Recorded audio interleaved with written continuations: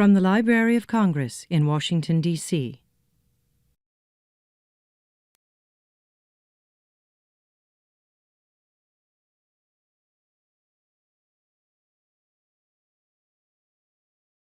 I'm Mary Brownlow. Welcome to Hill Center. And for the latest installment of The Life of a Poet, a wonderful, in-depth quarterly series of conversations with American poets, and we're so thrilled to welcome this evening Mary Ruefle. The series just wouldn't be possible without Ron Charles, the Washington Post editor of Book World, and we're thrilled that the Washington Post and the Library of Congress are our partners in this series.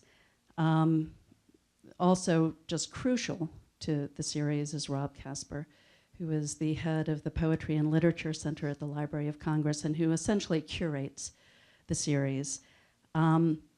Just how this will work this evening is, well, Rob, in just a moment, will introduce Ron and Mary. And we'll have about a 60 to 75 minute conversation. And following that, we invite you to join us across the hall for a reception and a book signing. So without further ado, I'm going to turn the proceedings over to Rob Casper. Thank you, Mary Ann. I should say that she gave me more credit than is due. We've really curated this series together, Mary Ann, Ron, and I, so I'm proud of the group of poets that we've had and the capacity audiences we've been able to garner for these events. It's worth coming here. As you well know, many of you are people I've seen before. I realized as I was writing this introduction that I have run out of things to say about how great Ron Charles is and how much I love this series. I will say that there's no other series I've ever been a part of that so thoroughly and wonderfully exhausts me afterwards. After this is done and we all get up, I'm surely going to have a moment where I sort of have to, psychically shake off the intensity of the exchange that is about to happen. So I'm as always excited about it, and I know I'll sleep well tonight. Let me just say a little bit about the Library of Congress and the Poetry and Literature Center before we start. We are home to the Poet Laureate Consultant in Poetry. Our most recent Poet Laureate, Charles Wright, just finished his appointment as the 20th Poet Laureate. We also do events, readings, lectures, symposia, stuff like that throughout the year. A few off-site, but mostly up the street at the libraries, Jefferson, Madison buildings. To find out more about those events, you can go to our website, which is www.loc.gov/poetry. And now I'm very excited to introduce Mary Ruefle, who will conclude our 2015 spring season of Life of a Poet. She is the author of 10 books of poetry, including selected poems, winner of the William Carlos Williams Award from my old home, the Poetry Society of America. She has also published Madness, Rack and Honey, Collected Lectures, which was a finalist for the National Book Critics Circle Award in Criticism, and has published a book of prose and a comic book.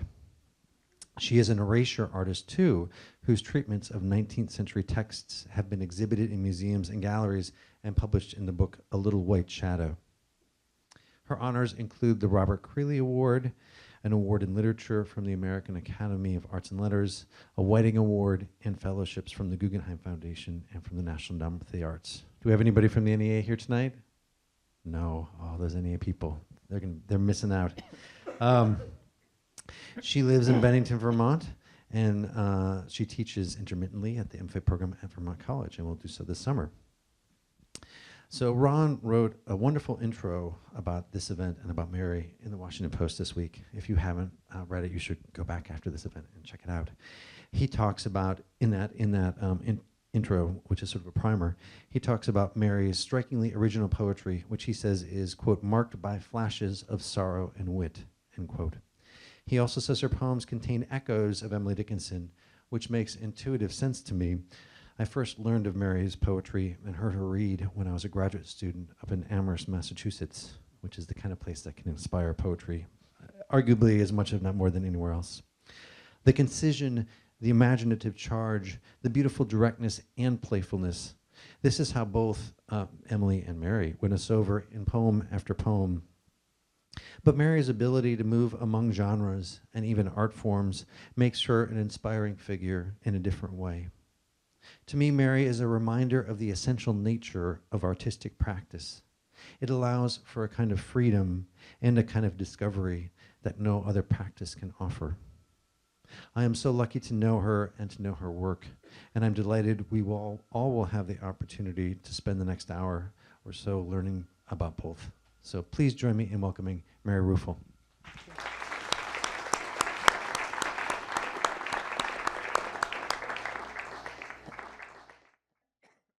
Thank you, Rob, and thank you for coming. It's such a pleasure to have you here. Thank you. It's been a pleasure to read your work. Honored to be here. This is the biggest crowd we've had. Yeah. So thank you all very much for coming, too. You once told an interviewer, I didn't grow up anywhere. What did you mean by that? You said, I grew up without a singular home. My father was in the military, and we moved every year, every 2 years. The longest we ever lived anywhere was 3 years. But since I said that, I have heard an even more wonderful answer, which I would outright steal from the poet D.A. Powell, who said, where did you grow up? He said, I'll tell you when it happens.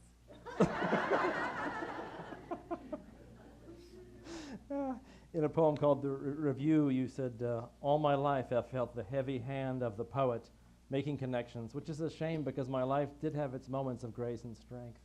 I said that. You did. Did you? Was it in a poem? It was in a poem among the.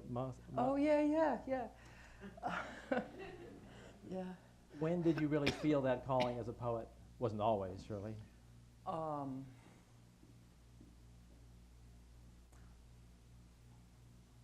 Subconsciously or unconsciously, I believe when I was a child. Was it a calling, like a religious feeling, an impulse?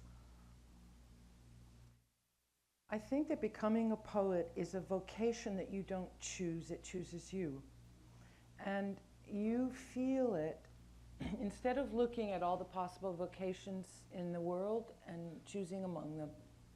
Lawyer, doctor, poet. You feel it inside yourself. And inside yourself is a voice telling you, this is what makes me happy. This is what I want to do. In the beginning, it doesn't say this is what I should be doing, but this is what I want to do. Then I think after a certain period of time, it starts to say this is what I should be doing. And eventually, the voice begins to say, this is why I was put on earth. And that may sound very prideful or inflated, but it is a definition of faith to believe that. Were you encouraged? No, I was never encouraged at all.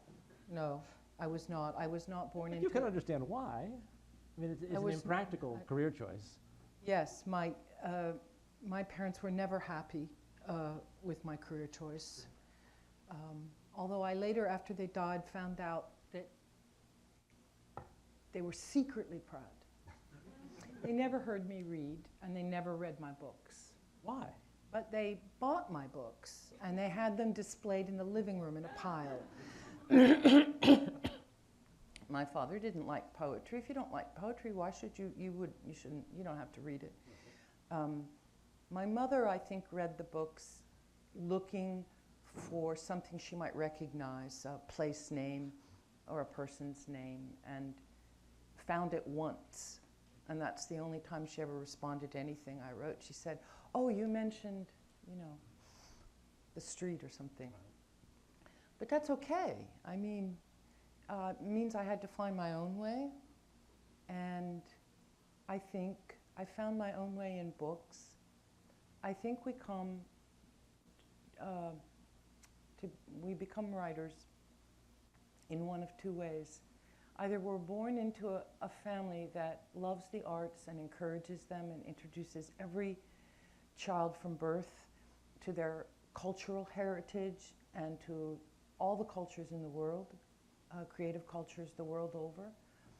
And as a child, you're very, very fortunate if you have parents who constantly read great books to you and take you to museums and help you fall in love with painting and music.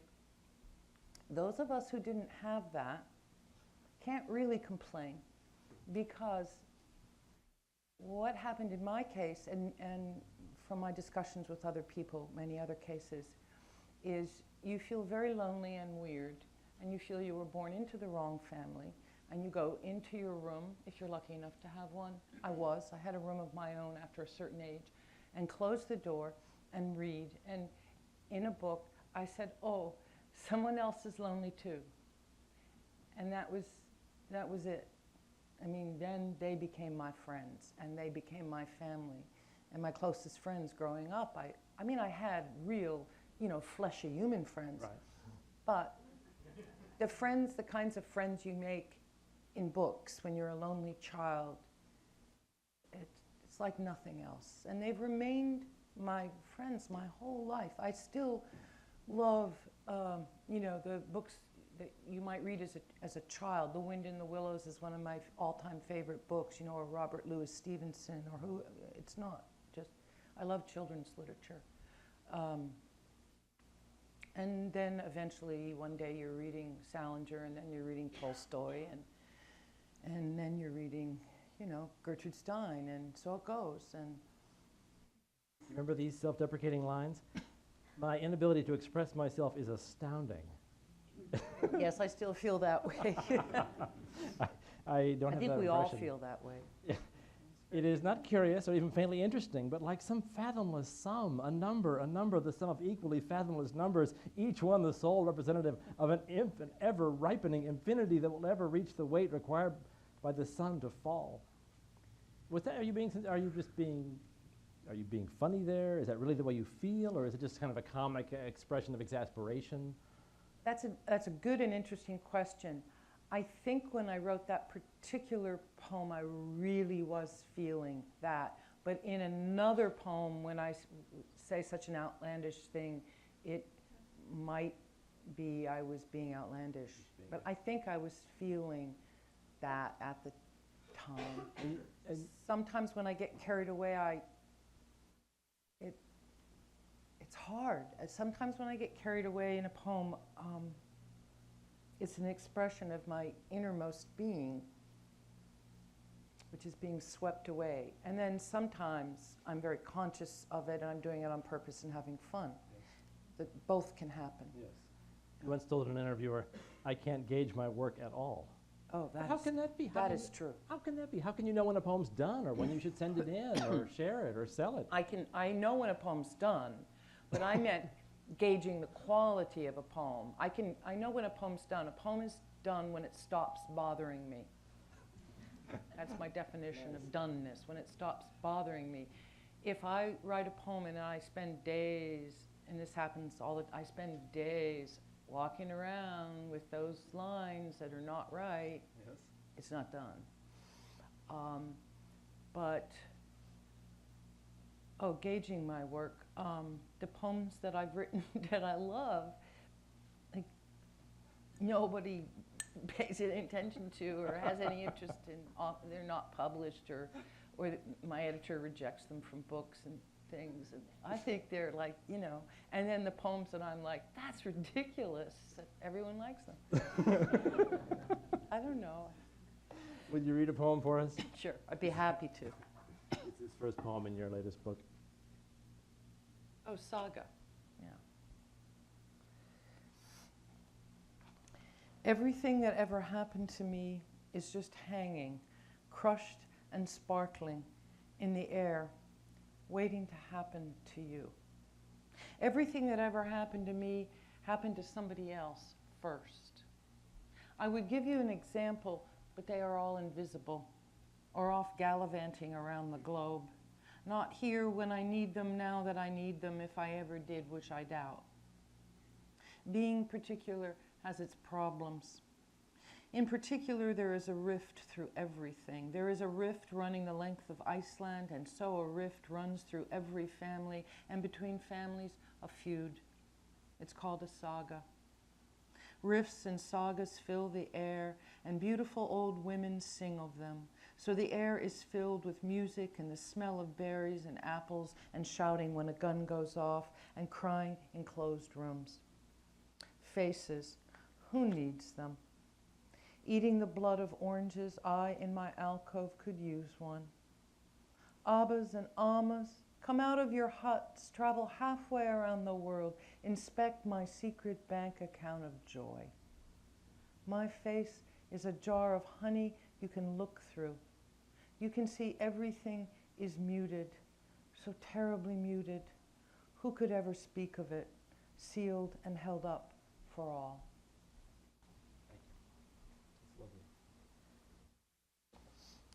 You published a collection of your lectures called Madness, Rack, and Honey. It's a great, great collection. I hope that all of you get a copy. You write in there, I don't think I really have anything to say about poetry, which is not true at all, by the way, other than remarking that it's a wandering little drift of unidentified sound. And trying to say more reminds me of following the sound of a thrush into the woods on a summer's eve. If you persist in following the thrush, it will only recede deeper and deeper into the woods. You'll never actually see the thrush. The hermit thrush is especially shy. But I suppose listening is a kind of knowledge, or as close as one can come. Now, I thought you were kidding with that metaphor, but as I read your work, I did feel like I was chasing the thrush for the last few days. I could hear it, I thought it was beautiful, but I couldn't always see it. There were poems of yours that affected me, and I had no idea why. Do you feel that way sometimes? Yes, I feel that way every time I read a poem I love. You try and analyze it, but somehow the analysis seems inadequate or even irrelevant to the emotional effect of a poem. The simplicity of your language, for instance, completely belies the complexity of what you're doing, which I think is the real genius of your work. In one of your poems, you call poetry a sphinx in a sandstorm. Oh. It's great. It can be that. When I was younger, I read all sorts of things that went right over my head. But I loved them. I knew that I loved them, even if I didn't understand them. And that's part of what keeps a person reading, I think. Yes. I mean, now I am older and I can understand a lot more of what I read. Right. But Like this poem, Kiss of the Sun. oh, okay. Yeah. Kiss of the Sun. If, as they say, poetry is a sign of something among people, then let this be prearranged now between us while we are still peoples. That at the end of time, which is also the end of poetry and wheat and evil and insects and love, when the entire human race gathers in the flesh, reconstituted down to the infant's tiniest fold and littlest nail, I will be standing at the edge of that fathomless crowd with an orange for you, reconstituted down to its innermost seed, protected by white thread, in case you are thirsty, which does not at this time seem like such a wild guess. And though there will be no poetry between us then, at the end of time, the geese all gone with the seas, I hope you will take it. And remember, on earth, I did not know how to touch it. It was all so raw. And if by chance there is no edge to the crowd or anything else so that I am of it, I will take the orange and toss it as high as I can. That's one of those poems. It's beautiful, it's affecting, and I'm not always entirely sure what's going on. Well, when you listen to music, you're also not entirely, in music and poetry, of course, share ancestors and they're related. I believe that if a poem gives you pleasure, you have understood it. And if you're a student and you're taking an exam and your teacher asks you to explicate the poem, I want you to write, this poem gave me pleasure, therefore I understood it and have nothing else to say. And if your teacher gives you problems, give them my phone number and have them call me. In one of your poems, you say, one pair of eyes is simply not enough. And listening and looking are the central activities of your poems. Do you agree with that? I totally agree with that. Paying attention to, Yes, they're all about what I get the sense that you think poetry is an act of extreme and inspired attention. Yes, I do. I do. You write in one of your poems, they noticed, you see, that I was a noticing kind of person. In another poem you say, poetry is a tourist. It wears cameras around its neck and takes nice pictures of deadly things. It's true. In a poem called The Lake Gulls in April includes these lines, every time you are amazed, you are a poet, amazed at exactly the right thing. That's the key, looking. I think all poets are noticers and pay attention, but we pay attention to different things, hence the wide variety of poetic concerns and subjects and styles. Some people pay attention to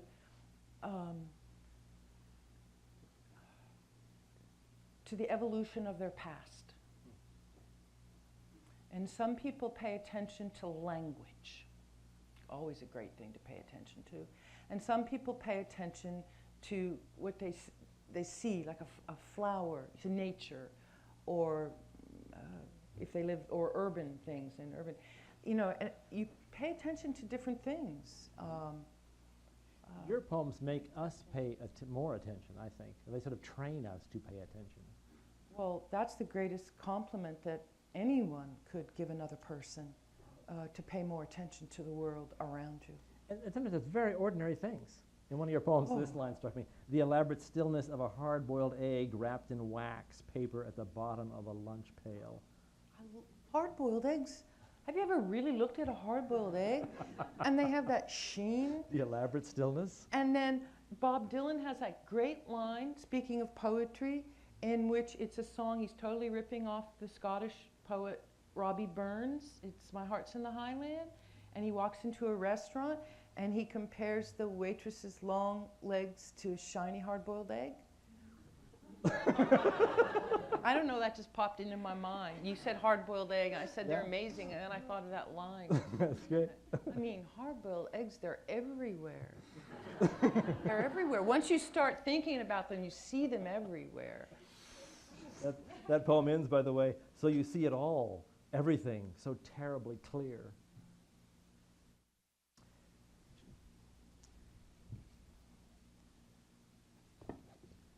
Sticky notes here. Here's a poem about looking and seeing. I mean, all your poems are, but that one struck me in particular. Oh, it's early. This is my first book. Wow. Okay. I haven't read this in 40 years. Street. 1. It begins in the window and is broken by the elm with a root for drinking. Everything is alive in a glass. The woman in a clear plastic coat, cellophane over the bread in her bag. Through a windshield, I can see her face half cut by a wiper. There, a man stands in a gutter of water, shifts in the drunkenness of leaves. Like his feet, he has taken a single unnecessary step. From here on out, things will be different. His heart, an engine, a small yellow sun that appears to be stopping traffic. 2. It is painful to look at the snowman, his eye sockets shoved with coal. He is melting like white bread in the rain. Only the luster of his eyes will be left, hard in the tall grass. Odd that the deadly event seemed to be sagging with birth, unable to sleep or let go. Or perhaps it is everything happening at once. A black coat taking with it the stock-still man inside. It is a dangerous thing to be walking without looking up. And a chair is a terrible thing, sitting next to a third-story window. Beautiful, though, that the dead do not have to look both ways. It's a really early poem. This dates from about 1975. I haven't read it in ages. And I see all sorts of interesting things in it that I did then, like consistently, that I would never do now. Interesting. But that was, yeah. I was in an apartment, and it was on the third story of a building, and I had a chair right next to the window, and I would sit and just look out the window. Thank you for that. Sure. Thank you. You don't have a computer, I understand. No, I don't. Why not?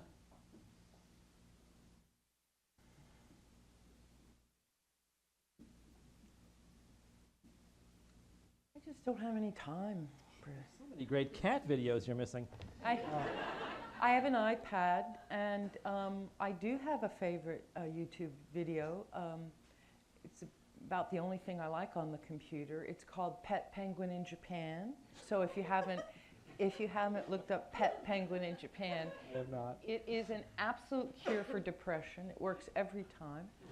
I don't have a computer, not because I have anything against them at all, but because I myself, personally, for my own reasons, it has to do with attention.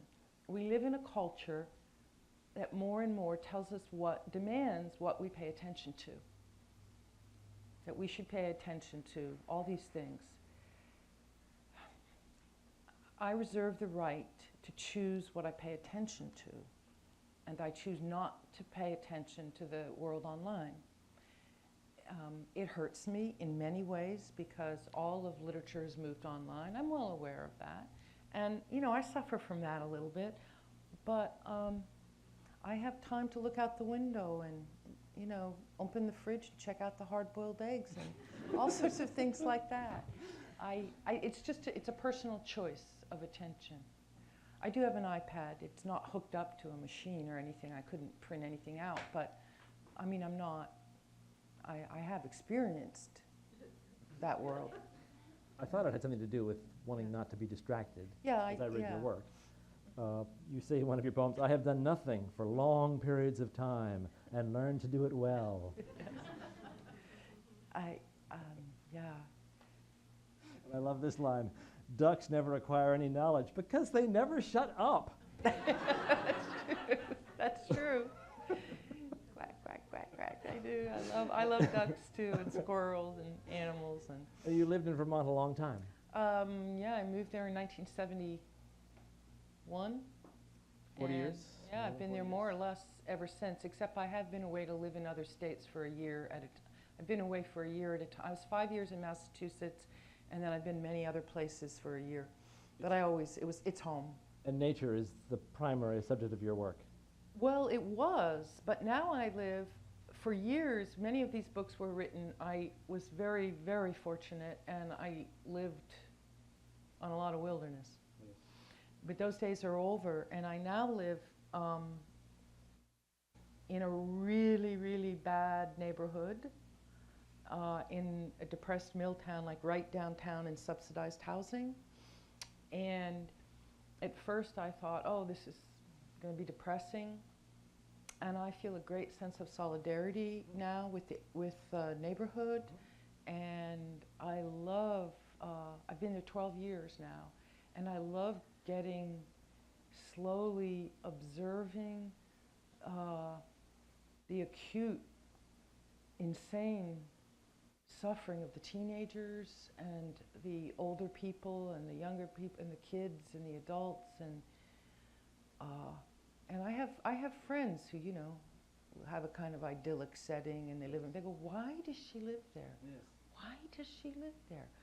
And I've realized I can't express it. Again, my inability to be articulate about where I live and my love of it. Mm-hmm. But I do feel now a defensive solidarity with the stratum that I live among, the social stratum that I live among. Yeah. This is new recent or relatively new? No, 12 years I've 12 been years, there. okay. But all before that, I was sort of caretaker for an estate with, apple orchards and deer and all of that. And those were the subjects of your poems. Yeah, for the Primarily, most not part. You entirely. see, well, you Yeah. see a lot of that Right. in them. What did it represent to you? Did it represent something else, or was it just what it was, just nature as nature? Well, nature's not just nature. It's a planet moving through outer space, and we are sharing that planet with plants and animals. Yes. So that's the main picture we have to keep in our minds at all time. Right now, we are in outer space. We are in outer space, literally. We are on a ball of Earth in the middle of endlessness. Nobody knows where it ends or how big it is. They only know it's a lot bigger than they thought. And we're in the middle. Well, we can't say middle, right? Because Could be on the edge. we could be on the edge, So literally, this is our position. We are in outer space. It's the given. You don't have to do anything weird or say anything weird to be in outer space. You are in outer space. And we are sharing this space with plants and animals. If you wake up every morning and remind yourself of that, today will be pretty interesting. Do not disturb. Oh yeah. Remember these little guys? I remember these. Do not disturb. In a milk-white mist in the middle of the wood, there are 2 dead vows. The vows in the wood are cared for by birds who cover them in strawberry leaves. And in the winter, when the bodies are mounded with snow, owls keep a vigil from a nearby branch by the light of the moon. Poor vows in the wood, poor vows in the wood. They can't remember the vows in the wood when they did woo. How before they were dead, they lay on their backs and looked at the clouds, speaking softly to one another for hours. That poem is a riff on an old children's verse, English children's verse, Babes in the Wood, which I kind of fell in love with and sort of riffed. I turned the children into vowels. I don't know. Babes in the Wood. Which one? This one. Yes. Intermittence. The anxiety of spring will come, and the birds build nests out of circular ideas. Slender of means, sparing of words, the rain will fall. The sun will shine and make things certain. These things will remain a mystery. Next, no contra from anywhere, and the air be seriously entangled. That was a spring poem. It's hard when you live in the country, not, you have spring, every spring you write a spring poem, every fall. You can't help yourself. Now, not to embarrass you, but the Emily Dickinson comparison does come up again and again in writing about you, and I felt it as I read your poems too. The use of nature, the wit, the strange, paradoxical phrase, and you're a great student of Emily Dickinson, I understand. Student of, I love Emily Dickinson and read her, but I never studied her in school. I don't, but What do you think about the comparison? 3 things. 1, I think the comparison began, I could be wrong, but it might have begun because I had a reputation for extreme reclusiveness. And then it morphed into, which is one thing, right? And then it morphed into the work. And I was like, that's entirely inappropriate. It's inappropriate, and it's entirely untrue. Actually, I'm more reclusive than she. I'm jumping back. No, because she lived with her sister and her mother and her father, and I no longer. No, I guess I still live alone. Well, I lived alone my whole life till recently. Okay, and she never lived alone a day in her life.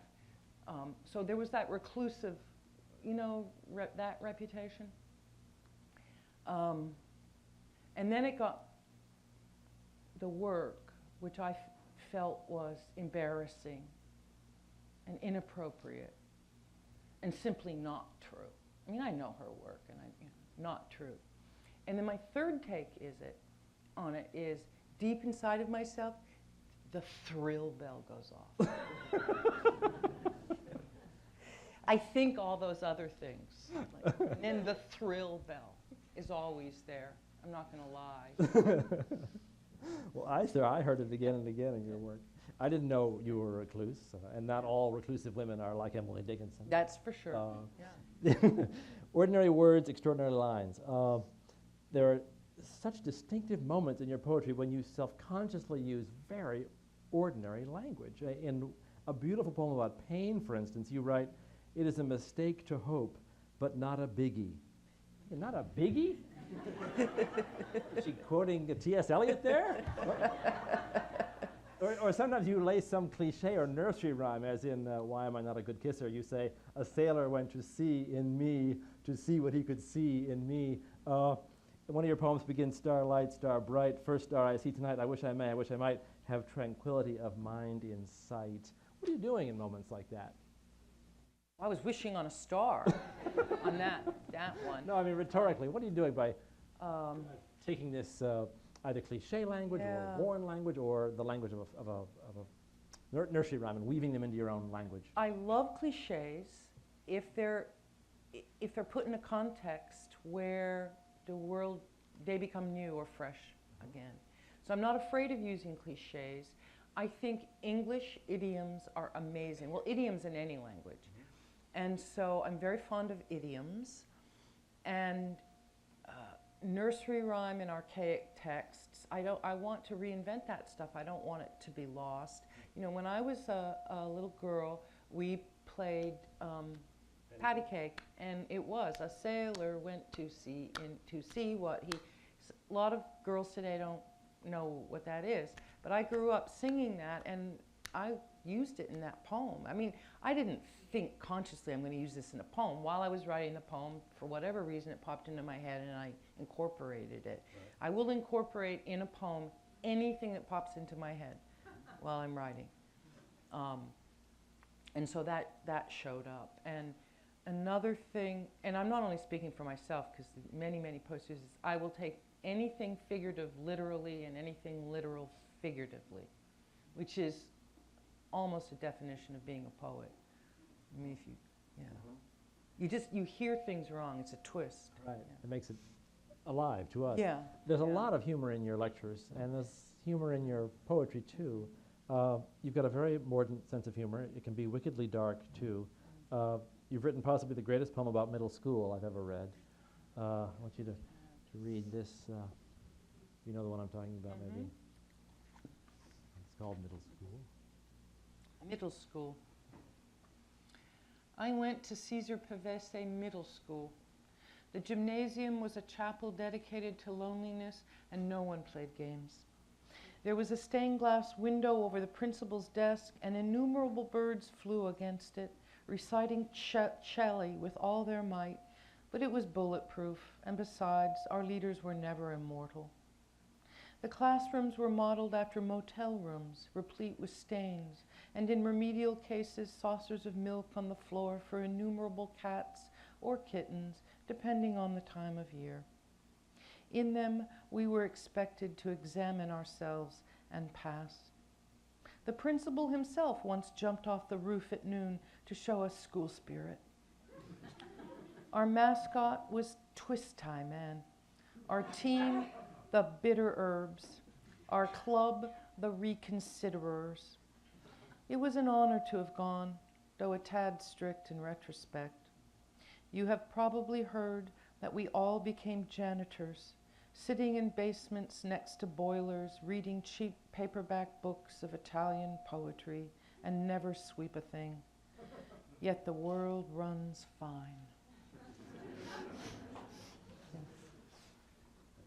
So many middle schools. There is this constant tension in your poetry, I think, between happiness and sorrow, joy and despair, often in the same poem, sometimes in the same line, sometimes for comic effect. It's a very painful thing to part company with what torments you. A typical witty line, or this line here. Life is the sweetest thing in this world. When you fall, it's awful. Spend the first half of your life acquiring feelings. Spend the last half trying to lose them. And the spooky music of failure will haunt you all your days. That's really dark. What's the title of that poem? Is that? Oh, yeah. Toward the correction of youthful ignorance, you write, I think they are right after all. There's no love in this world. But it's a beautiful place.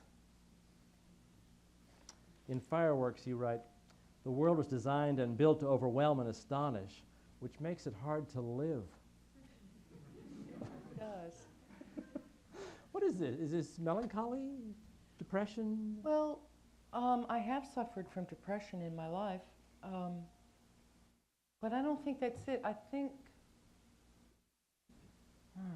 okay.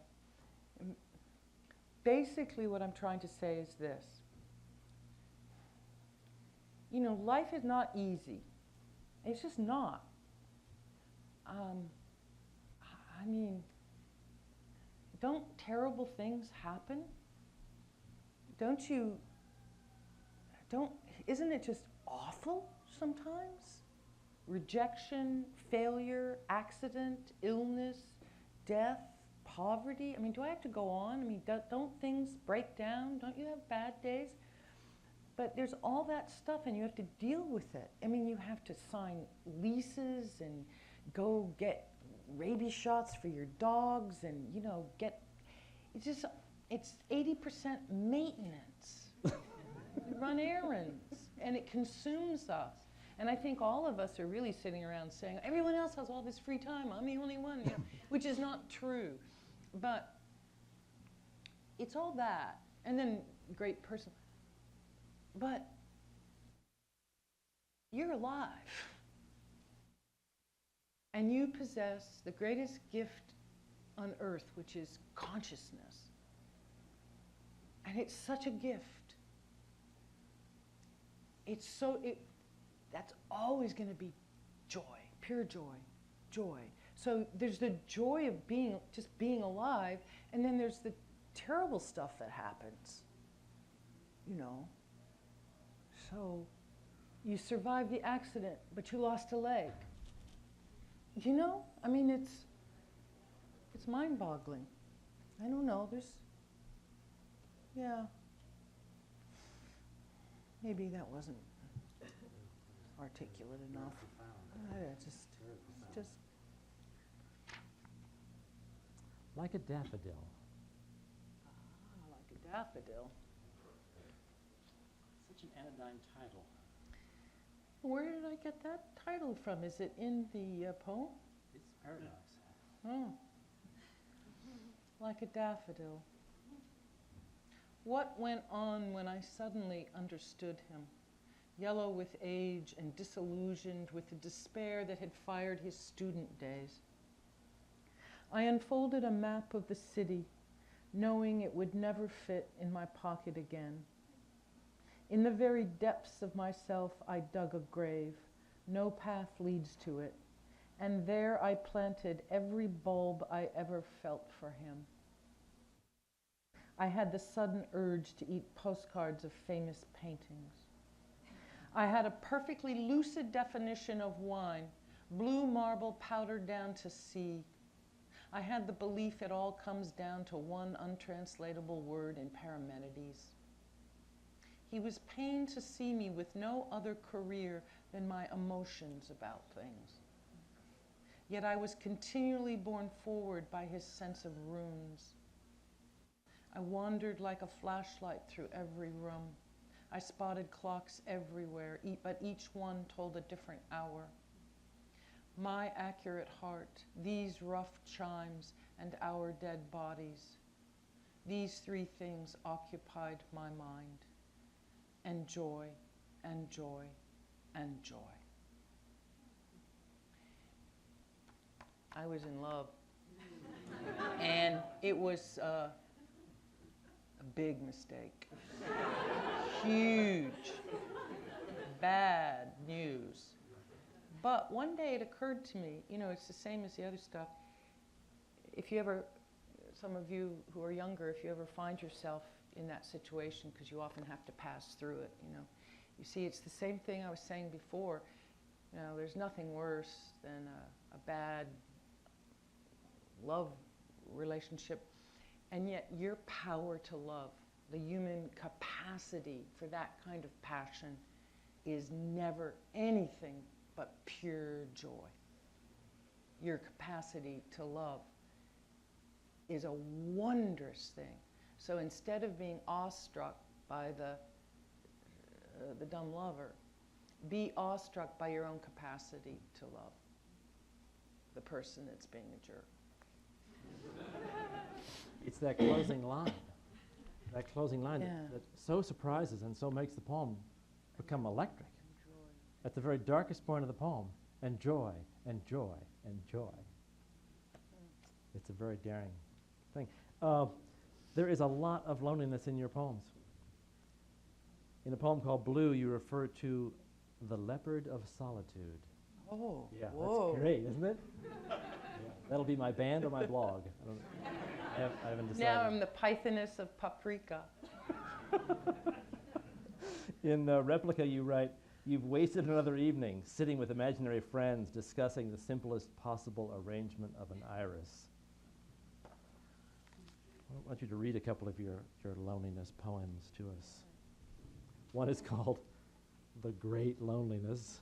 Oh, okay, I know that one. The Great Loneliness. By March, the hay bales were ripped open, exposed in the fields like bloated gray mice who died in December. I came upon them at dusk, and their attar lifted my spine until I felt like turning over an old leaf. So I walked on, a walking pitchfork. From every maple hung a bucket or two, collecting blood to be distributed across America so people could rise from their breakfast healthy, hoping to make a go of it again. Now, this is a riddled explanation, but I am a historian of pagan means and must walk 5 miles a day to cover the period I will call the Great Loneliness. And the name will stick so successfully that for years afterwards, children will complain at meals and on sunny days and in the autumn and at Easter that their parents are unnecessarily mute. And their parents will look down harshly upon the plates and beach towels and leaves and bunnies and say, "You don't know what you were talking about. You never lived through the great loneliness. And if you had, you would never speak." And the children will turn away and consider the words, or lack of them, and how one possible explanation might be that inside our bodies, skeletons grow at an increasingly secretive rate, though they never mention it, even amongst themselves.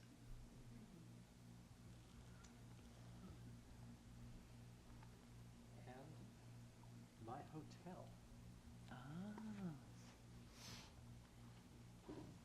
My hotel.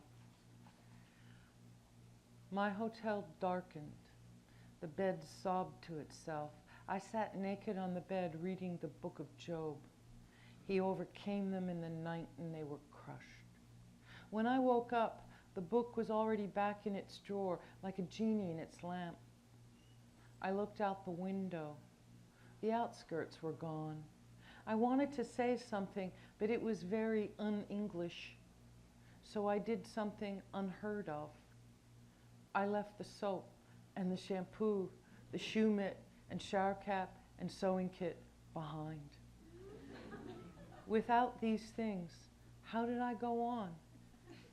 Call me a deciduous person, the way sometimes a photograph falls down through a family and no one knows who it is. So my life without me was lived. I thought I was so clever to notice this theme of loneliness in your work, and then I ran across a poem of yours called Q&A that includes this line: "We noticed you use the word lonely in many of your poems." The speaker says, "Why is that?" So, Ms. Ruefle, why is that?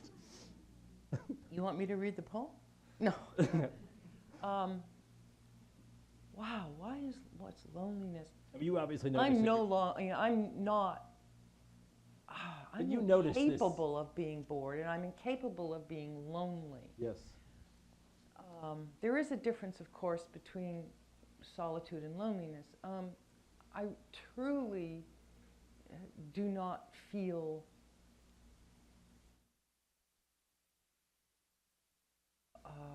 a weight of loneliness, but there was a period in my life when I did, and I think many of the intensest loneliness poems came out of a period when I was not in my right mind, and I truly was felt excruciatingly lonely. But that is certainly not the case, you know, most of the time. I don't know. I was a lonely kid. I spent a lot of time alone in my room reading, because you know, when you move around a lot, it takes a while to.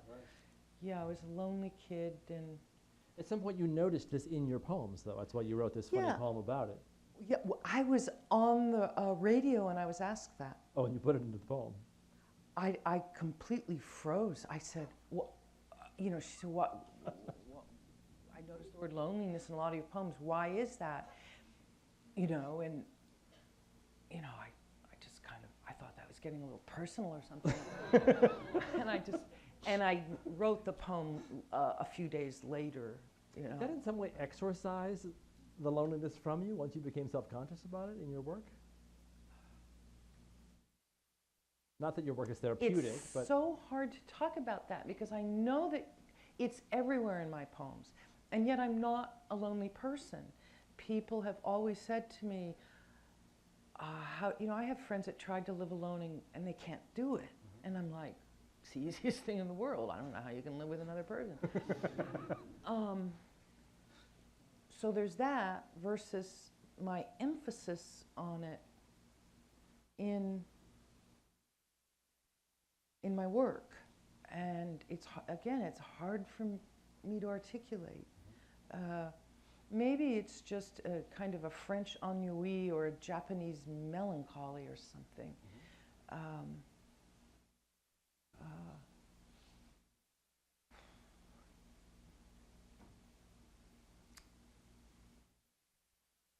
Yeah, I don't know.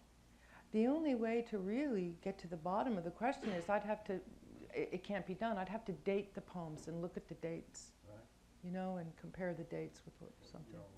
Yeah. we're talking about these erasure poems of yours. Oh, yeah. Which I had never seen before. And I'm sorry you can't see them, and this is completely inadequate. But here's an example. This is a little book called The White Shadow. And she's taken a 19th century book, and she's whited out most of the words. Yeah, the words are all missing. Almost all the words are gone. Would you read? I've marked I'd three of love them to. here. It's a joyful book. You can read the entire thing in 5 minutes straight. No one at the villa made me secretly think of children chasing butterflies. The flapping white dresses of the fish rising sharply against the sky. My ignorance was a refining influence. The view from the window stopped and said, "Here I lie day after day, and the only things I possess which can travel can go no farther." I think what will always linger longest in our memories of her, we never would any of us miss. Suffering would lay back on her pillows, exhausted with the intensity of hope. Thank you. But hearing them is a totally different experience than Than seeing reading, them on the page. yeah. It's one of those art forms. Because you have to, you can visually see the whiteout, and They're fairly effective to hear, but they're not the same. it's not the same. You have to. It's the hard thing with the erasure books is I've made 78 of them. This is the only one you've published. One is coming out next week, another one, but this was the first. And it's an obsession, and it's me coming to terms with the fact I'm basically a failed visual artist, and so it's a way to incorporate. Anyway, I work on them every day of my life. More than you write poetry. Yeah. Oh yeah. Oh yeah. Isn't that odd? Yeah, but it just happened. It's a ritual. It's a routine now. Do you think of it as a creative process or a destructive process? Totally creative. But you're mostly Totally taking away creative. someone's words.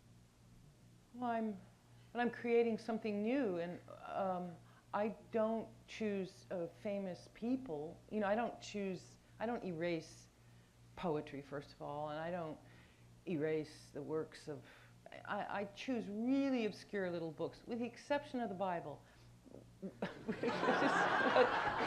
but that, you know, I've heard of that. That's I've heard of that. But I've done the Gospels, but You erased the Gospels? yes, I did. You and Thomas Jefferson? Yes. With your scissors? Yeah, exactly. So, but the books are very much, you're absolutely right. It's a physical, one-of-a-kind experience of turning the pages and seeing on the page what's been taken away. So I don't read from them anymore. For a few years, I read out loud at readings, and then someone I trust came up and said, well, what's the point? Why do you do that? And so I stopped. Because you have to see it. Yeah, Yeah. they say otherwise it just turns into a bunch of punchlines or something, which is okay. Is it analogous to the kind of constraint that someone with a rhyme scheme deals with, or someone working in a particular form, where you really can only choose particular words? You put your finger on it. This is This is how I explain it. I write in free verse, my poems. Yes. But the erasure to me might be, some people call it found poetry, which infuriates me. It's like, excuse me, I worked to get those, you know, I didn't find the text. I had to work at erasing text to create poetic text or interesting or funny text. It's a form. When I write a poem, I can choose from any word in the English language. I can only use the words on the page. Now, occasionally I will cheat, and I will, if I need a word "the" in a certain place and it's not there, I have little transfer letters, you know, or I can cut it out of another book and glue it on. But for the most part, I can only choose from those words. So you've got, It's what, very 300 restrictive. words? It depends on the size of the book. I mean, they're all different, but it's a challenge. Yes. You can only choose from the words on the page, and obviously choosing the.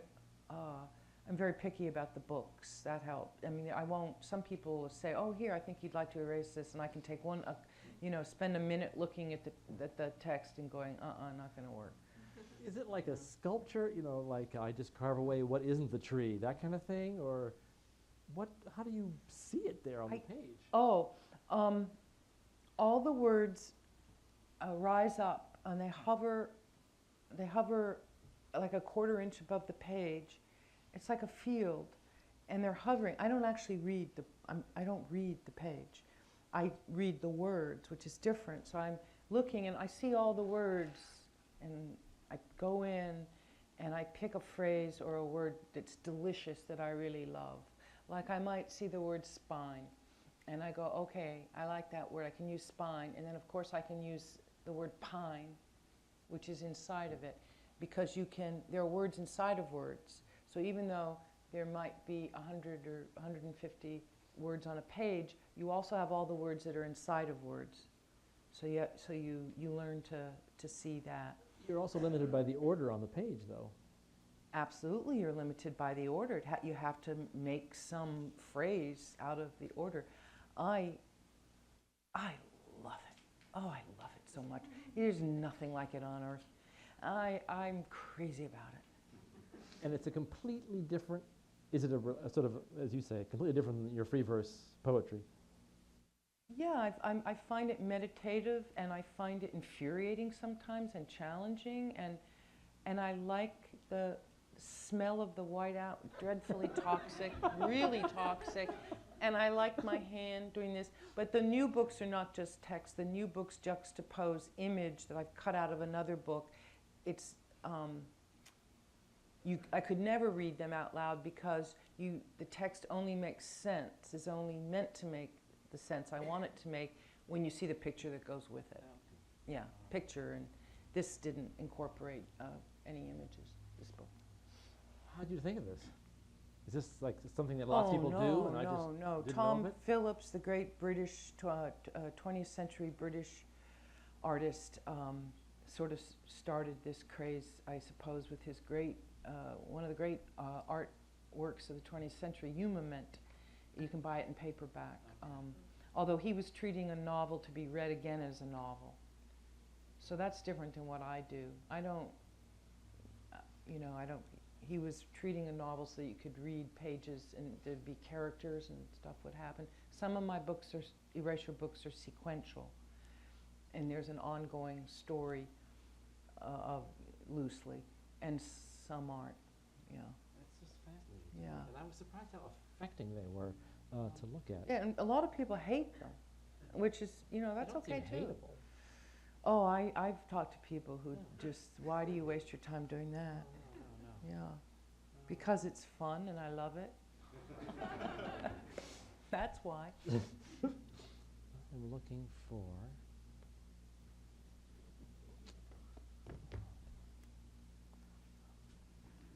Would you mind ending with this poem? Not at all. To be mind.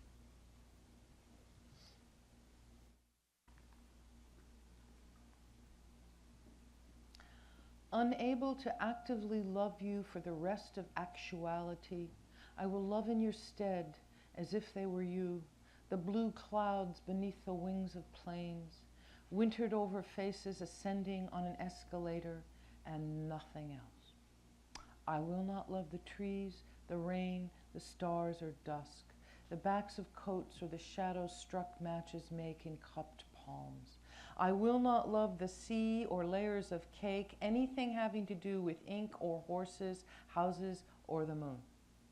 None of these things and nothing else shall I love, but blue clouds above the wings of planes and wintered over faces descending on an escalator shall be sacred to me. The unchristened, unclarified, stunned ones, the disappearing, unpersonal ones, the ones who stop when they are behind and let the strange winds sweep through Sunday, April 4th, and never look where they are going. And the title of that poem is To Be Mimed. I don't know if I would title it that today, because that sort of turns it, can you imagine having to mime that? How would, we should try it. Unable to love you, it would be crazy. It's a lovely poem, though. To be mimed. Very lovely.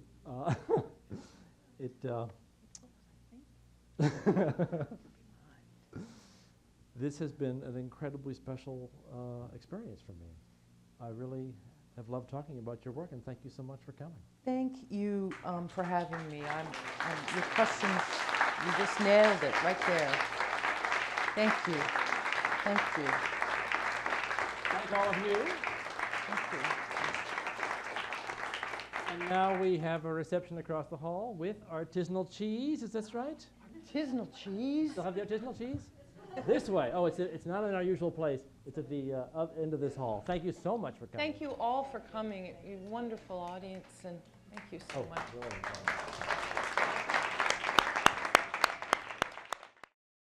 This has been a presentation of the Library of Congress. Visit us at loc.gov.